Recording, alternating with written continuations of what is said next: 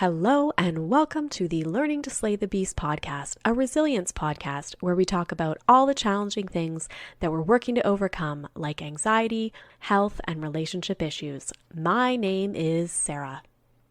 I'm excited this week to speak with Rachel Shumway. Rachel is a coach and the founder of the Badass Academy. I'm excited to speak with her and dive into her work on mindset and how to be our best selves. I want to pick her brain on some of the big issues that she has struggled with, such as divorce, ADHD, and binge eating. Also, to talk about how she handles transitions and learn a little bit more about the Badass Academy. I hope you enjoy this conversation with Rachel Shumway. Do you love the Learning to Slay the Beast podcast? Well, first of all, thank you so much. Second of all, if you love the podcast and you want more and more to keep coming, I would love your support through Ko-fi.com. Ko-fi.com is a way that you can put a little money towards your favorite podcast. It can be as little as a few dollars, one time, bunch of times, whatever you feel that you can give. And it helps to cover all the costs that go associated with podcasting. So if you would like to support this podcast, please consider donating through Ko-fi.com. You can find the link in my Instagram feed under Linktree. It's at Sarah Lady Gluten, or you can visit Ko-fi, fi.com/learning to slay the beasts. I appreciate your support, whether you can give or not. Thanks so much for listening. So welcome, Rachel, to the podcast. I'm happy to connect with you today. Hello, happy to be here. Great. So why don't we start with you providing a bit about your background and then how you got into coaching? Yeah, for sure. I mean, I'll try and keep it short. I feel like my whole life story has kind of led up to being this person that is very well positioned to help people because I've gone through a lot of crazy life experiences. So I got married when I was 19. I was married for 5.5 years. I got divorced. I checked that box. I lived across the world in China for 3 years. I checked that box living abroad. So by the time that I turned 26, I had visited 12 countries, been married and divorced, had a lot of health issues, like with sleep and with food and with fitness, and navigated a faith crisis and done all of these kinds of crazy things. And then I also have a background in psychology. That's what I studied in university. I studied exercise and wellness and did a minor in psychology. So I was kind of into the personal training and the fitness field at that time. And then when I moved to China, switched a little bit more into education and teaching and workshopping and things like that. So when COVID hit last year, I had kind of been thinking about like starting a business and going into coaching a little bit, was talking pretty heavily about getting certified. And then when COVID hit, it was kind of like the world shut down. I was living in China at the time. Oh, wow. And so, yeah, it was like, what are my options here? I can stay here and like work illegally. I can stay here and like study Chinese online. Both of those options seemed absolutely like a bad idea. So I decided to get certified, and then I started teaching workshops on different soft skills and helping people like kind of keep their bearings during COVID in the beginning. And I was like, you know what? I really do love this. And at that time was kind of when all of the pieces of my life started to come together. I was like, oh, perfect. Here's a career that I can make work with my random bits of information and my teaching skills, and like have a business and also be able to help people have really good mental health at the same time. Yeah, no, absolutely. That sounds like kind of where you were headed, but you just didn't know yet. Yes. And so you moved back to the US then? Yeah, I moved back about 3 weeks ago. What is it now? Almost October. So yeah, I've been back about 3 weeks and it is beautiful. Life is so easy here in comparison to China. Oh, wow. So you are right in that fresh newness transition phase. Absolutely. One thing I wanted to touch on is you had mentioned previously, like that you had struggled with ADHD until you really discovered that it's your superpower. And so I guess I just wanted to dig into a lot of the people that are listening may have children with ADHD or may have it themselves, and just kind of how it's impacted your life. And then if there's any advice that you can have for listeners in terms of how to make it their superpower.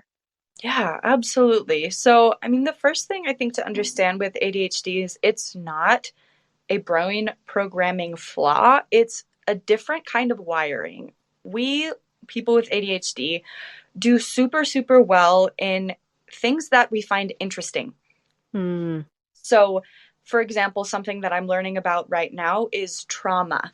And I can read books for hours and hours and hours on the roots of trauma, the effects, the indicators, the healing, and just be completely absorbed in this because right now my brain finds this interesting. Mm-hmm. When I was growing up and when I was in the classroom, my teacher was, talking about history and or something, and I knew that I should pay attention. I knew that, I was going to make the teacher angry if I didn't, but my brain was just like, yeah, we know it's important.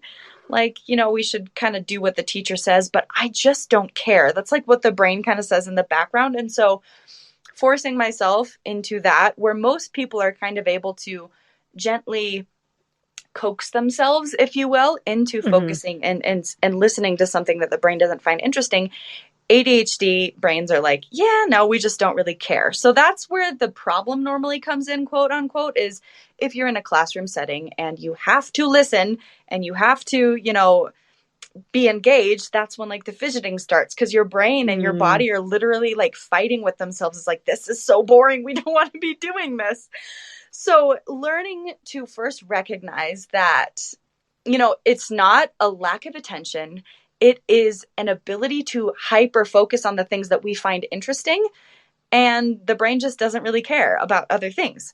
So, learning how to use that as a superpower is step one, identifying what things are interesting. And the way that you know that it's interesting is literally like, it's like your brain lights up and it's like, oh, I want to learn about that. Okay, let's go. And from an outside perspective, to somebody that does not have an ADHD brain, it seems super scattered all over the place. Let's do this, let's do this, let's do this. But from the inside, it's really picking up little bits of information here and there. And then the brain is, it's like you're marinating chicken, right? Like you put in a little bit of salt, a little bit of pepper, a little bit of paprika, and then you just let the chicken marinate and out pops this incredibly deliciously flavored chicken. So in the ideal world, it's like we're picking up little bits and pieces of information here and there and letting it marinate and then presenting the information, presenting the idea in a whole new process, a whole new way of doing things that people wouldn't normally think of because our brains make different connections in very new and exciting ways. So, in learning to use this as a superpower, I would offer, right? Choose something that is interesting and allow yourself to trust that there is a direction, there is a method to the madness, if you will, and allowing yourself to be different because from that is really the only way that you're going to be able to learn what does work, how you focus, how you structure your time, how you manage your energy, by just really taking off all of the expectations that we should learn in A, B, or C way because it just doesn't work for us. Which I think is a lot easier to do when you are an adult and you have the Mm-hmm. flexibility to do so, which Yeah. is mainly where my expertise lies, not as much in children with ADHD, but more in adults, is allow yourself to, as my coach says, follow the crumbs of your curiosity and see what comes of it.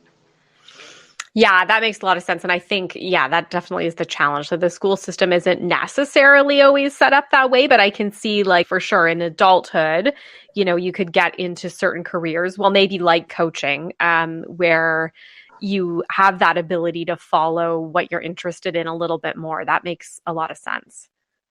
Yeah, and even if you're not an entrepreneur, there's so much room for presenting your ideas, adding value to your organizations, and just being like, hey, I noticed these two things as I was, off in La La Land or whatever. Like these two ideas, is this valuable? And like presenting it from a place of power and like, look, I know you guys think I'm crazy. I say this all the time to my colleagues. Sometimes it's like, look, I know you guys probably think I'm crazy, but I noticed this and I noticed this. And I really think if we did it this way, it would make the process more efficient. And you're like, oh my gosh, it totally makes sense. So like trusting yourself too, I think is a big part of the process. And taking that pressure off of yourself to do things exactly the same way that everybody does, because it's not linear. No, I like that. That makes a lot of sense. So one other thing that you mentioned kind of in your background is that you were divorced, fairly quickly, fairly young age. And so that's not something we've explored a lot on the podcast, but I wondered, how has that impacted your mindset and your coaching? And then what did you learn from that experience? Yeah. So, I mean, learning first and foremost is never predict what you're going to do in your future. And like, I learned just to never say that I would never do something. Growing up, I was always like, I would never get divorced. I would never do that. I was a little bit like, I guess, judgmental in the beginning towards people that had different life experiences. I really learned how to have compassion for myself and for other people, because we never know where life is going to take us. Life throws so many unexpected things, and we have to be open to making decisions that might be different than the ones that we had planned for. I learned boundaries, how we all have, the ability to sense when a red flag comes up.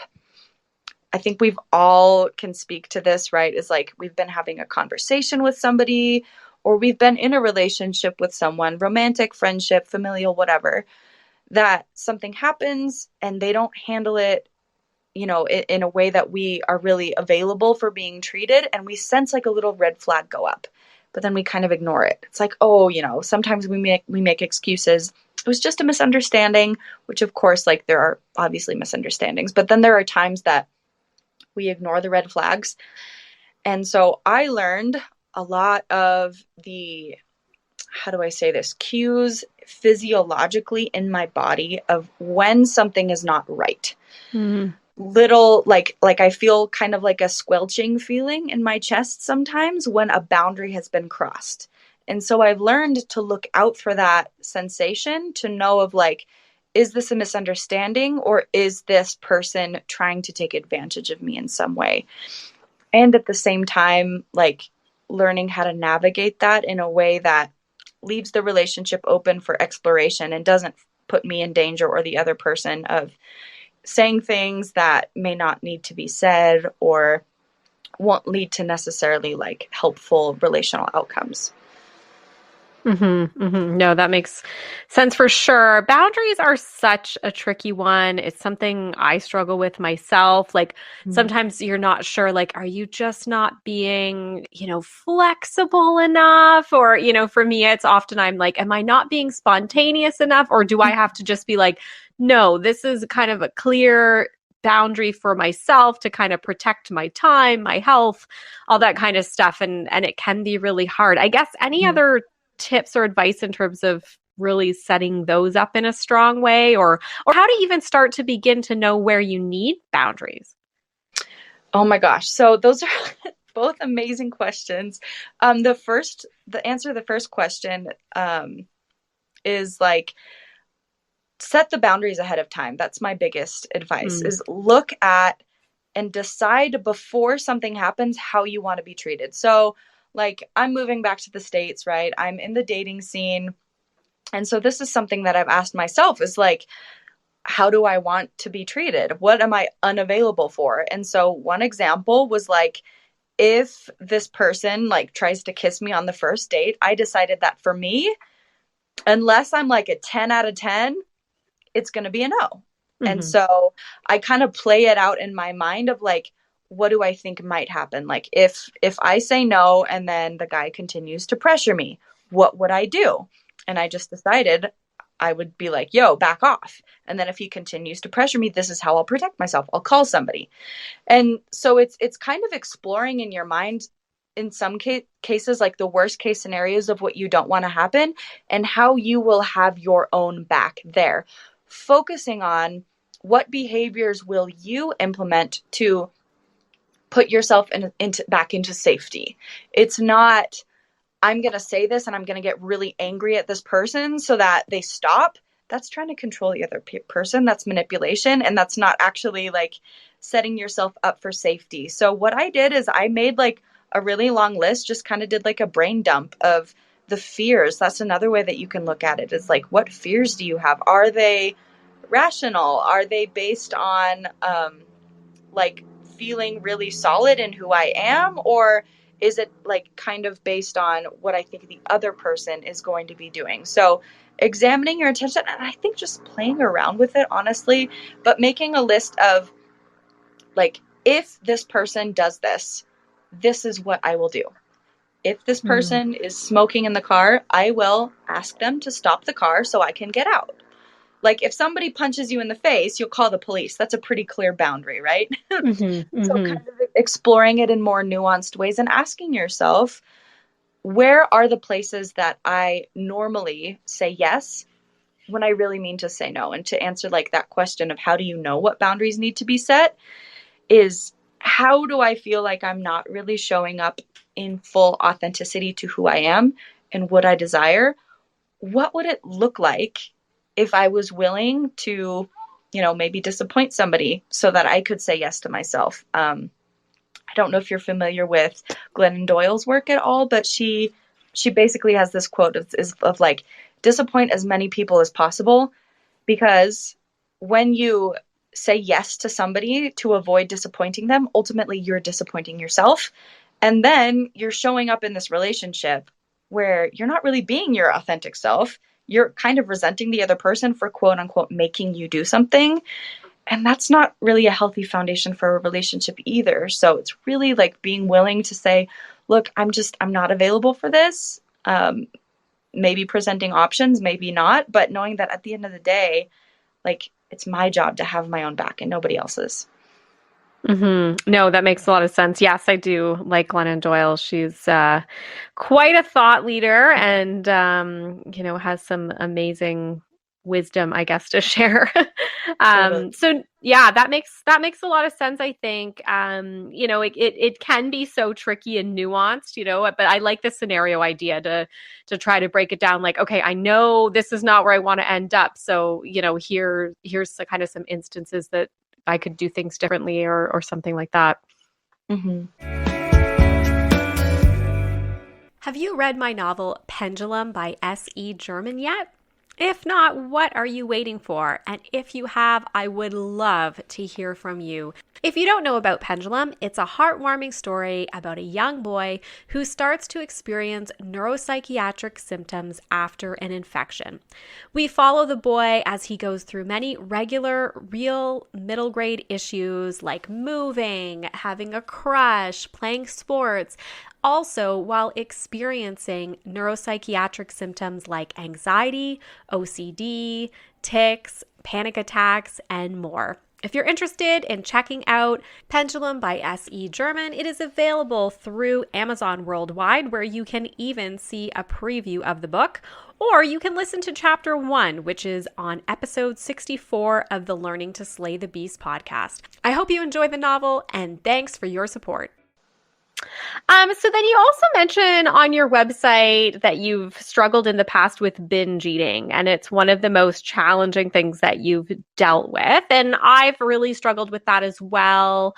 Throughout different stages of my life, it's such a challenge, and we know that can often come through a lot of the diet culture where maybe you're even restricting and then you're binging, and it's kind of becomes this crazy cycle. And so I guess I just wondered if you wanted to touch on some of the journey that you've had there, what made it so challenging, and maybe where you are now. Yeah, totally. And I'll start out by saying too, is like every person's journey is so different and so Mm-hmm. varied. And the root causes of, the first time that we binge vary so much for person to person. I remember, reading books and listening to podcasts, trying to understand, like, where is this coming from? And for some people, it was rooted in a trauma as a defense mechanism. For some people, you start with dieting and then it leads to binging. So, like, Mm-hmm. with that in mind, for those listeners that are struggling with this, notice that there's no, like, it's a puzzle for every single one of us. And there's no right timeline and there's no right way to do it. And you are, at the end of the day, the authority on the root causes for you, where it's coming from, and how to proceed with your recovery. And it's useful to hear other people's stories, but to compare Mm-hmm. and shame based on someone else's journey is not useful. And please don't do that. Yeah. So Yeah. No, absolutely. That makes a lot of sense. And it can be like totally different at different times in life, right? Like, depending on where you're at. So, yeah, no, absolutely.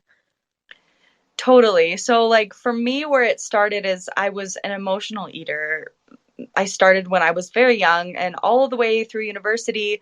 The first time I really, really binged was when I was living in China. I was with my ex-husband, and the marriage was very tumultuous, is the word that comes to mind. And I just remember feeling so trapped in that relationship. He walked out of the house one day, and the thought came into my mind is like, if I eat all of his like special candy that he brought from the US, it's going to really piss him off. So I'm going to do Mm, that. And it was so strange because I could see myself. I was like eating and punishing myself at the same time through the actual food and also with the thoughts that I was having. And I didn't feel any better after, but it numbed the helplessness that I felt in that moment. So it kind of started from there and then became a coping mechanism at some point, because what I learned later on is that the only reason why we binge, and this is a philosophy that I ascribe to 100%, there are no exceptions to this rule ever. The only reason that I ever binge and ever did binge is because I had the urge to binge. I didn't mm, binge the first time. Like, maybe the first time was a little bit different, but every time after that is like something would happen. I would feel upset and then I would feel an urge to binge. And that's what would lead to it. There are a lot of times that I feel upset and I don't have the urge to binge, so I don't. So, learning to look at it through that lens of how do I handle the urges to binge? Where do they come from? Sometimes it is a biological, what's the word? Protection mechanism. Like, if you are dieting restrictively, the binge is actually a biological reaction and it's a physical binge. Like, the urge is usually from the neck down. You usually feel it in your chest, in your ribs, and it feels like a primal survival drive. That's the physical binge urge, and you can learn to take care of that by eating enough, which is really scary for people that are binge eaters, because we think like, I'm going to overeat. But learning how to eat like less often, or sorry, more often, but in smaller quantities, to kind of allow your nervous system to reset, is really, really, really takes care of those binge urges. And then the other side is the emotional side of that coping mechanism, from if you have a long day and you want to like numb out the boredom or the stress or something. Sometimes a binge does have that effect, right? You eat a lot of food, all of the blood goes to your digestive tract instead of being in your body and sensing that emotion. So it provides temporary relief, very temporary. And then, of course, on the other side is you have to deal with the shame and all of the negative self-talk that comes from having done that when it's not really aligned with yourself or your highest goals. So sorry, that was like a big tangent. I don't know if I actually answered the question or not, but I just feel like it was so useful for me to learn how much of binge eating is truly is a biological process. It's not a moral flaw. It's not anything that is wrong or was wrong with me, but it's conditioning, it's Pavlovian classical conditioning, and just like it's a learned behavior, it can also be unlearned. Oh, wow. Okay, interesting. And is this something that you dig into in your coaching business? I do, yeah. I'm able to work with a lot of different clients. Some of them come to me for binge eating.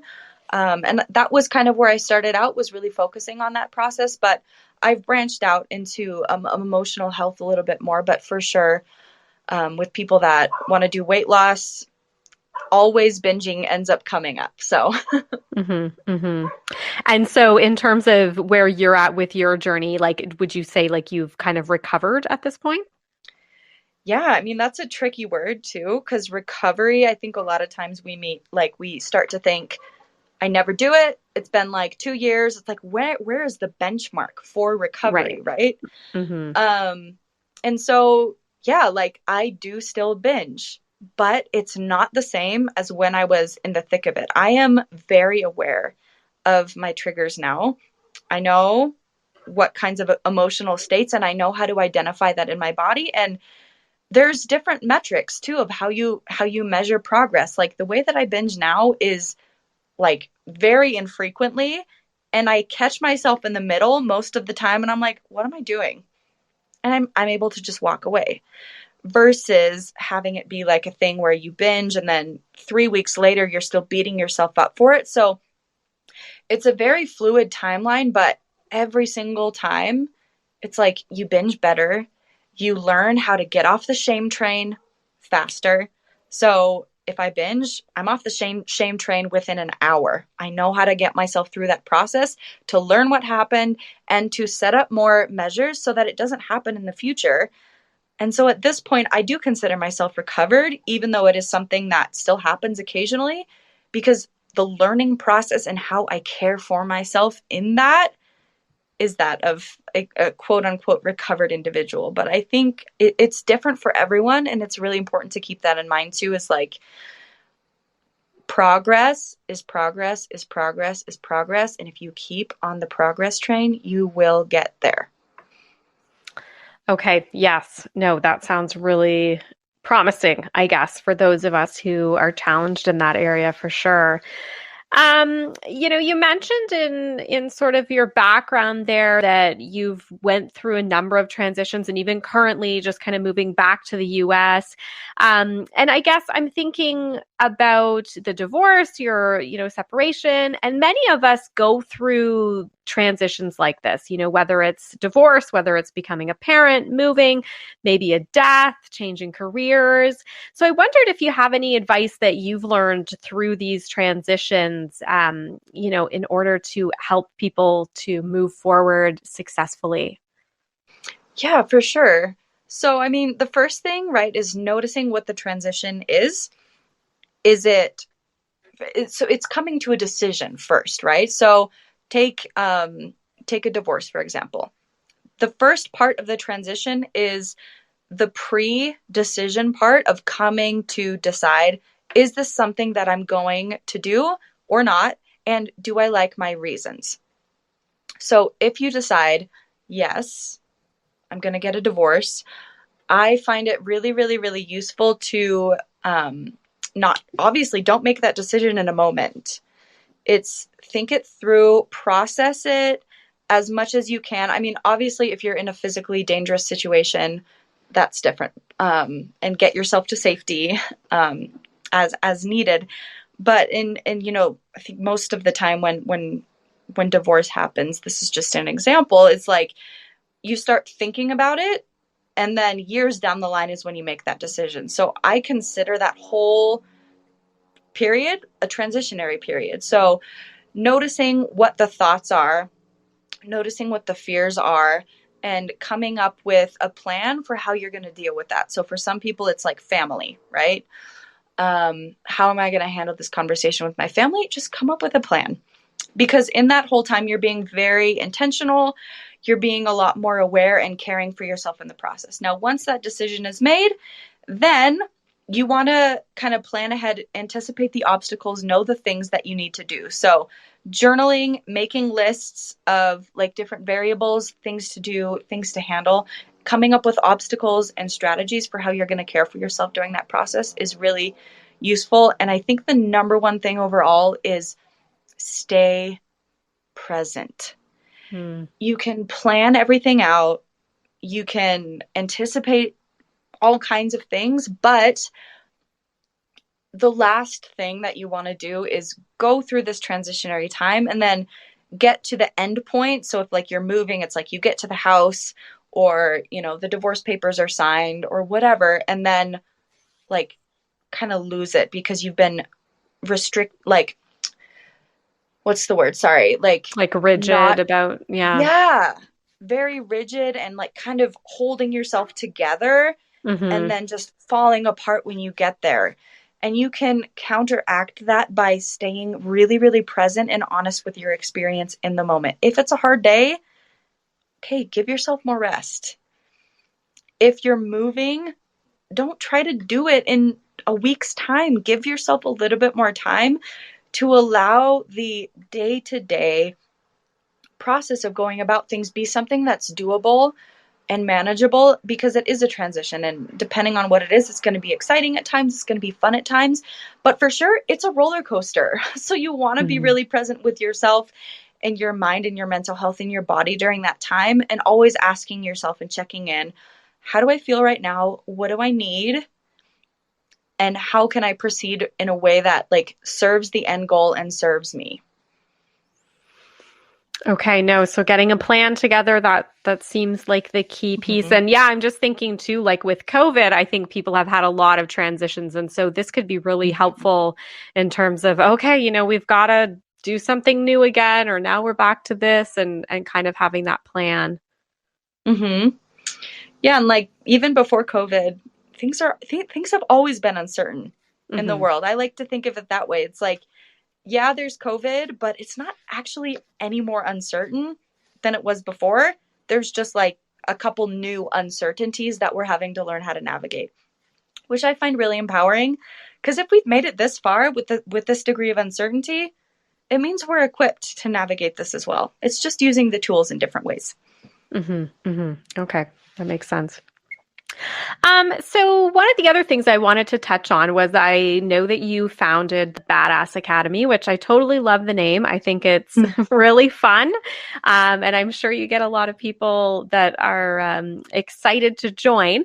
So I wondered if you wanted to dig a little bit further into the coaching that you do in there. I noticed on the website it said there are 3 pillars. And I just thought maybe you could sort of explain a little bit more about the Badass Academy. Yeah, of course. So I work one on one with people that want to achieve a goal. So it's general life coaching, which means just like if you would go to a general surgeon to kind of like look at your pancreas, look at your spleen, look at the different areas of life, and then the surgeon will be like, okay, we could do this in this area, this in this area. It's a very holistic approach. So I do a similar thing with my clients. They have a goal. And then we look at different areas of their life and how their decision-making process is playing in to either help them or hinder them from achieving the goal. We look at their mindset, their emotional health, the things that they're doing and their habits on a day-to-day basis, and then the mindset and feelings and things that they would need to do on a day-to-day basis to actually achieve that goal. So it's really digging into where they're at now and where they want to be, and then coming up with a protocol or a plan for the skills that they would need to implement. So if this was a weight loss client, for example, it would be like, I weigh 200 pounds and I weigh 200 pounds because I'm overeating in the evenings. I am, numbing myself when I feel bored. Maybe I'm binging occasionally. I find myself going out to dinners and eating more than I need and not listening to my hunger signals. I feel a lot of the times out of control. I feel bored. I feel shame or judgment. And that's because, I'm thinking that I just can't do it. So it's first like understanding really, really at a deep level, where is this person and why? And then where would they need to be? So they would have to, for example, feel a little bit more confident, feel more confident in their ability to navigate this, feel more self-love, feel more, maybe more commitment to their goal, more willing to experience the discomfort of hunger, or willing to be the only one that goes to dinner and doesn't order dessert. Just kind of examples of where they would have to be. Who's this person that they would have to become? And then set up different, protocols. Do we want to look at planning your food? Teaching you how to, allow an urge for a food without fighting it with willpower, because that never ends up actually leading anywhere. Learning your physiological signals. When are you hungry? When are you full? Learning how to navigate that so that you are actually learning how to fuel your body. And once they learn those skills, the outcome is going to be losing weight. So that's kind of the process that I go through. And I love it because it's applicable to any goal. And it really allows us to dig into these pillars of badassery, which are authenticity, really owning what it is you want, not because you should, not because somebody says you have to weigh a certain amount, make a certain amount of money, have a certain kind of relationship, but what is it that you truly, truly, truly want at the end of the day? Vulnerability, which is the second pillar of, I know this is going to be hard. I know I'm going to have to try new things. I might have to put myself out there in a new way.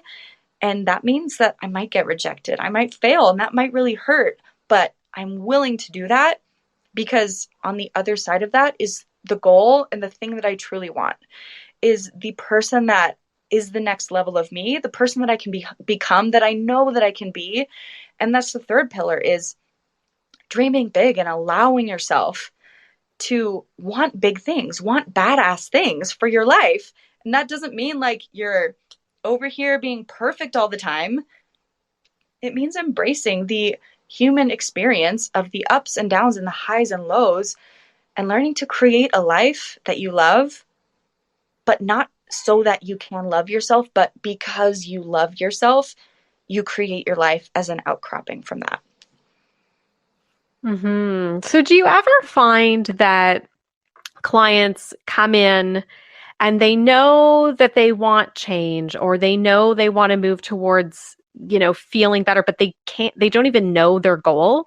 Like, you talked about initially kind of your coaching to achieve a goal, and then thinking about what it is. But do you ever have that where like they're not even sure what it is? Yeah, sometimes that does happen. Like I'll ask, what is it that you really desire for your life? And they'll say, I just want to feel content. Yeah. And so, yes, I think that's true, because at the end of the day, like, why does anybody want to make a certain amount of money? It's because they think that amount of money will make them feel proud. So at the end of the day, like, what we really do want is the feeling that the thing will provide. But I find that usually when people don't know, it's because they're doubting their worthiness to have it, or doubting their ability to achieve it. So I like to reframe it and be like, okay, if you could have anything in the world, there were no obstacles, it was like a genie gives you a magic lamp, then what would you want? Then it's always like, oh yeah, like I would want the house, or I would want this, or I would want that. And I would want it because, and it's at the end of the day, it always boils down to the evolution. Who am I becoming? How am I living? How am I feeling? How am I feeling on a day-to-day basis? But I think, I truly believe everybody knows what they want. We've just been conditioned to not want it. Yeah, that's interesting. Well, and I do think that it changes. I think, maybe what you want at 20 versus 30 versus 40, 50, you know what I'm saying? Yeah, Yeah, I could see this process happening many times throughout life, just as you change. for sure. And it's like, what we want as children obviously is not the same as adult, because we're growing, we're changing, we're evolving. And I think once we get to a certain point, we're able to see the possibility of there being something else too. And so maybe something that we couldn't want before because we didn't know it was possible. We grow to a point in our skill set and our emotional health and our risk aversion that it's like, oh, okay, I feel comfortable maybe like going after this thing a little bit more because I believe I can handle it. Yeah, and I think the flip side as well, where maybe you have went down a path and then you've seen sometimes what you don't want, and you're like, "Ooh, I thought that would be awesome, and now I know that that's not for Yep, me." So maybe not for yeah, me. yeah, Mhm. right? Because we don't know what we don't know till we don't, till we know it. So, um, Absolutely. Yeah, no, that sounds really good. So, before we wrap up, I wondered, is there anything like in terms of additional tools that you want to share with our listeners? Yeah, I mean, it's without like specific context, it's hard to generalize. My toolbox is, like I said, ADHD brain, so it's lots of bits and pieces here. But I would say at the end of the day, the most important thing is to remember that the way you feel right now is never, ever, ever, ever, ever caused by external circumstances. It's always caused by the way that you are viewing the thing. And I think that's the most empowering thing that I could leave your listeners with, is that we are always the shapers of our reality, and blaming and shaming ourselves or others or the circumstances is the first thing that happens to take us out of our power. And it happens all the time. That's how our brains have been conditioned. So there's space for compassion there. But stepping it back and always asking the question of, how might I see this differently? I wonder if it's true, if this thing that I'm believing is true or not. And what else might be true that feels a little bit better? That would be the number one kind of question to ask yourself when you're feeling a way that you don't want to feel or trapped in any way. It's just asking yourself, okay, how am I in control? And focusing on that, because what you focus on grows.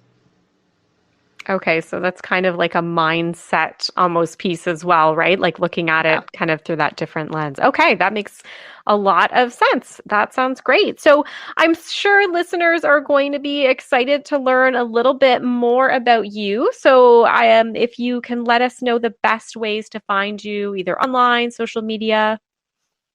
Yeah, totally. So my Instagram is at the Badass Academy, one word, no periods. I also have a podcast that's called Not Your Basic Badass. You can find me on Spotify or Apple Podcasts, or at my website, thebadassacademy.com. There's a little link in there that they can book a chemistry call, which is a 1 hour session where we take a look at their goal and where they're at and where they want to go. That's how they can learn about me. And yeah, like DMs on Instagram are totally my jam. I love hearing about people's stories and just wherever they're at in the world. It's fascinating for me. So That sounds great. Okay, I will be sure to put those in the show notes, and then people can click away to if they want to follow up and connect with you. Thank you so much, Rachel, for your time today. I think I learned definitely a lot, in terms of different skills and different ways to look at things. And thanks again. absolutely. Thank you so much for having me. Are you looking for a way to satisfy your sweet tooth without the filler? Try Monk Pack. They make keto granola bars and keto seed and nut bars, as well as protein cookies. They come in plenty of flavors, like the almond butter cocoa chip keto granola bar and the caramel sea salt keto nut and seed bar. They're great tasting, they're plant-based, gluten-free, low sugar, non-GMO, and no sugar alcohols. You can just enjoy these freely. You can go ahead and visit Monk Pack. Monk is spelled MUNKPACK.com. And in order to get a special discount, you can use my discount code REALLIFE15, all one word, to get 15% off your order. Visit monkpack.com today to try all of these amazing low sugar products. Thank you so much to Rachel Shumway for her candid conversation. We talked about so many things that she was so open about, like her challenge with binge eating, as well as all of the transitions that she's went through. And I really appreciate her advice on how to navigate these types of situations and really how to be our best selves. If you're looking to find out more information about Rachel, she can be found on Instagram at the Badass Academy. She can be found on the Not Your Basic Badass podcast, as well as her website, thebadassacademy.com. I hope that everyone is having a wonderful fall, that you've settled right in, and you're maybe even thinking a bit about Christmas. I know personally I'm a little bit struggling. I feel like we just got over that Halloween hump, and now Christmas is coming and I need maybe like a week or two off. That's kind of where I'm at. But I hope everyone else is enjoying this beautiful fall. Have a great week. Thank you for listening to the Learning to Slay the Beast podcast. Please keep in mind, this podcast is not intended to be medical or professional advice. If you'd like to hear more from me, you can follow me on social media, Instagram and TikTok at Sarah Lady Gluten, or Facebook, Sarah_gluten-free lady. You can also visit my website, which includes author information, speaking information, and more info on the podcast at www.se-german.com. If you like the podcast, please feel free to review the podcast on your favorite platform and also subscribe because it means that it will show up for you every week on your favorite podcast platform. Also, we've just started to have the ability to support the podcast. You can find this link in my Instagram bio or visit Ko-fi, ko-fi.com/learning to slay the beasts. Thanks again for listening and have a great week.